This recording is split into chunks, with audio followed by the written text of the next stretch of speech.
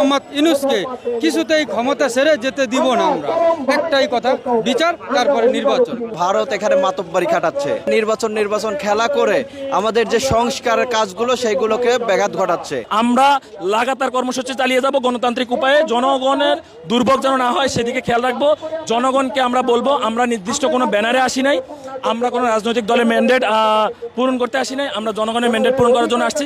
সবাইকে বলবো আপনারা আসেন, এসে আমাদের সাথে যোগদান করুন, আপনারা নেতৃত্ব গড়ে তুলুন, আমরা আপনাদের সাথে থাকবো, পিছনে থাকবো, আপনাদের কথা আপনারা এখানে এসে বলে যান। প্রধান উপদেষ্টা ডক্টর মোহাম্মদ ইউনূসকে কিছুতেই ক্ষমতা ছেড়ে যেতে দিব না আমরা। একটাই কথা, বিচার তারপরে নির্বাচন। যদি ওনার বিচার করতে 5 বছর লাগে উনি থাকবে, যদি ওনার 1 বছর লাগে উনি থাকবে। আমার একটাই দাবি, এই গণহত্যার বিচার তারপরে নির্বাচন, এর আগে কোনো নির্বাচন না। ইউনূসকে এই মুহূর্তে আমাদের একটা জাতীয় সরকারের প্রধান হিসেবে, রাষ্ট্রপতি হিসাবে সে যদি থাকে তাহলে আমাদের সে সংস্কারগুলো সম্পন্ন করতে পারবে। ডিসেম্বরের মধ্যে একটা নির্বাচন খেলা করে আমাদের যে সংস্কারের কাজগুলো সেইগুলোকে ব্যাঘাত ঘটাচ্ছে।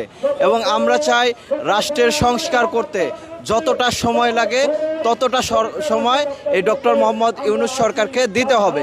আপনি এসেছেন আপনার ইচ্ছায়, কিন্তু যাবে না আপনার ইচ্ছায় না।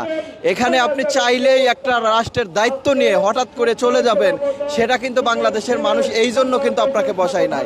আপনি শপথ নিয়েছেন রাগ অভিমানের বশবর্তী হইয়া কোনো কাজ করিব না। এখন আপনি অভিমানের বশে আপনি ক্ষমতা ছেড়ে দিয়ে এখন চলে যাবেন, তাহলে বাংলাদেশের কি হবে? বাংলাদেশে একটা অস্থিতিশীল পরিবেশ তৈরি করার জন্য বিভিন্ন মহল থেকে তো চক্রান্ত করা হচ্ছে। আমাদের আসিফ মাহমুদ সজীব ভুইয়া যে পোস্টটা দিয়েছে আমি যৌক্তিক মনে করি। উত্তরপাড়া, তারপরে ভারত, বিভিন্নভাবে চেষ্টা করছে বাংলাদেশটাকে অস্থিতিশীল করার। ডক্টর ইউনূসের উদ্দেশ্যে বলবো, আপনি শক্ত হন, বাংলাদেশের ছাত্র জনতা আপনার সাথে আছে। যেভাবে হাজার হাজার মানুষ বুলেটের সামনে বুক পেতে দিয়ে আপনাকে ক্ষমতায় বসিয়েছে, আপনাকে রক্ষা করার জন্য লাখো লাখো মানুষ আপনার পিছনে আছে। চুপ্পুকে আমরা রাষ্ট্রপতি হিসেবে মানি না, চুপ্পুকে রাষ্ট্রপতির জায়গা থেকে সরতে হবে।